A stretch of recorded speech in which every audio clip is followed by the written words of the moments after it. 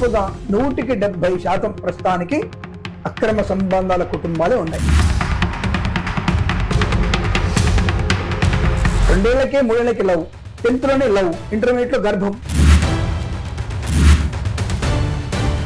Intermediate లో love అయిపోయింది, మర్చిపోతారు. డిగ్రీలో లవ్ స్టార్ట్ అవుతుంది, అది మర్చిపోతారు. ఆఫీస్లో లవ్ ఉంటుంది, అది మర్చిపోతున్నారు. తర్వాత ఇంట్లో ఇల్లాలు, వంటింట్లో ప్రియాలగా.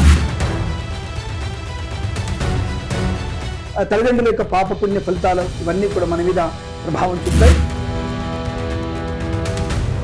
అందరికీ నమస్తే అండి, welcome back to my channel. మనతో పాటు అయితే కనుక బ్రహ్మశ్రీ చేబిఎం కిరణ్ శర్మ గారు అయితే ఉన్నారు, ప్రముఖ ఆధ్యాత్మికవేత్త మరియు ప్రముఖ ఆస్ట్రాలజీ. సో మనమైతే కొన్ని విషయాలు అయితే అడిగి తెలుసుకునే ప్రయత్నం అయితే చేద్దాము. గురుగారు నమస్తే. గురుగారు ఇప్పుడు కలికాలం, చాలా మంది అక్రమ సంబంధాలు పెట్టుకుంటున్నారు, అటు ఆడవాళ్ళైనా సరే మగవాళ్ళైనా సరే. ఇది వాళ్ళ పూర్వజన్మ నుంచి ఏమన్నా కర్మ ఫలితమా, లేదంటే ఆటోమేటిక్ గా ఇప్పుడు కలికాలం కాబట్టి ఇలా చేస్తున్నారా?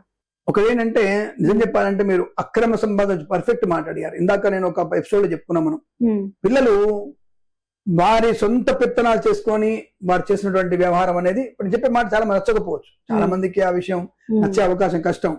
ప్రేమించొద్దా అని కొంత ఒక ఆయన, ఇప్పుడు ఒక బెండకాయకి ఇంకో బెండకాయ మొక్క పెడితేనే అంటూ పెడితేనే బెండకాయ వస్తుంది. బెండకాయ వంకాయకి 2 కలిపితే ఏమొస్తుందండి? బెంకాయ వస్తుంది. ఆ బెంకాయ తిరిగి పనికి వస్తుందా? ఆలోచించండి. అంటే అది తింటే రోగం వస్తుంది.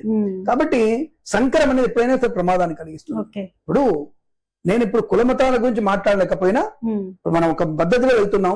సరే మీరు నాన్ వెజ్ వెజ్ అనుకుందాం, నేను నాన్ వెజ్ నేను వెజ్ అనుకుందాం. ఇప్పుడు అవతల ఇంటికి వెళ్తున్నప్పుడు ఆ ఇంటి యొక్క ఆలోచనలు పద్ధతులు అన్ని కూడా మనకి సంపూర్తి అవసరం లేదుగా. అందుకనే ఒకే కోవకు చెందినటువంటి వ్యక్తులు అయితే తప్పకుండా అనుకూలంగా ఉంటుంది, వారి యొక్క పద్ధతి బాగుంటుంది, ఇద్దరిలో అన్యోన్యత ఉందని చెప్పడం పడింది. ఇప్పుడు 2 ఏళ్లకే 3 ఏళ్లకి లవ్, 10th లోనే లవ్, ఇంటర్మీడియట్ లో గర్భం. తప్పుగా అనుకోకండి, మీరు సినిమాలో చూపిస్తారు మనకి.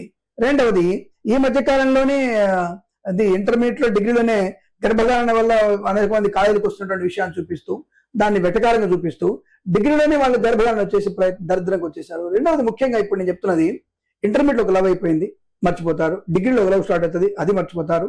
ఆఫీస్లో లవ్ ఉంటుంది, అది మర్చిపోతున్నారు. తర్వాత ఇంట్లో ఇల్లాలు, వంటింట్లో ప్రియాలగా. ఇంట్లో మొగుడు, అది ఆఫీసులో ప్రియుడు అన్న సామెతకి వచ్చేసింది. ఇవన్నీ ఎందుకు వచ్చాయి అనేది మీ ప్రశ్న. మేము అదే అడుగుతున్నాం కదా, ఎందుకు వచ్చాయంటే మనకున్నటువంటి జన్మకర్మ ప్రభావం, మన జన్మకర్మ ప్రభావం.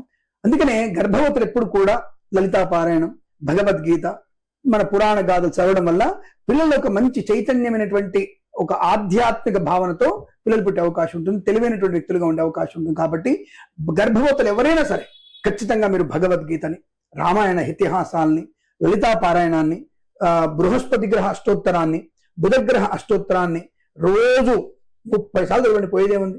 ఇలా చదవడం వల్ల మీకు సమాజానికి ప్రయోజనవంతులయ్యే పిల్లలు పుట్టే అవకాశం బలంగా ఉంటుంది.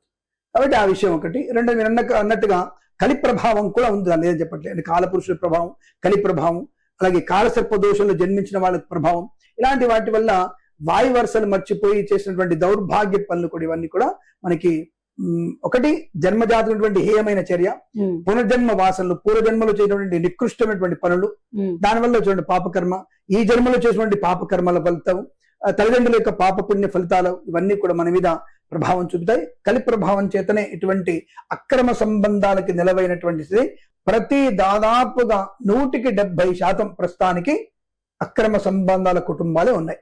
ఇది మీరు నన్ను తిట్టినా, ఇది మీ గుండె మీద చేయి వేసుకొని చూపి ప్రయత్నం చేయండి. 30% ఉన్న వాళ్ళు ఉన్నారు అనుకోండి, సంతోషం. ఆ 30% ఉన్న మంచి వాళ్ళు 60% అయ్యి, ఆ 60% 100% వాళ్ళని మనస్ఫూర్తి కోరుకుంటూ, ఈ 70% అక్రమ సంబంధాల వ్యక్తులు దాదాపుగా నాశనం కావాలని కోరుకుంటున్నా. నేను ఈ విషయాన్ని గమనించండి. ఇది కలి ప్రభావం అని చెప్పవచ్చు. జన్మజాతక ప్రభావంలో కూడా ఈ ఎఫెక్ట్ ఎక్కువగా ఉంటుంది. చూస్తూనే ఉండండి. ఇలాంటి వీడియోస్ కోసం నా ఛానల్ ని సబ్స్క్రైబ్ చేయండి. అలాగే ఈ వీడియో మీద మీ కామెంట్ పెట్టండి. నమస్తే అండి.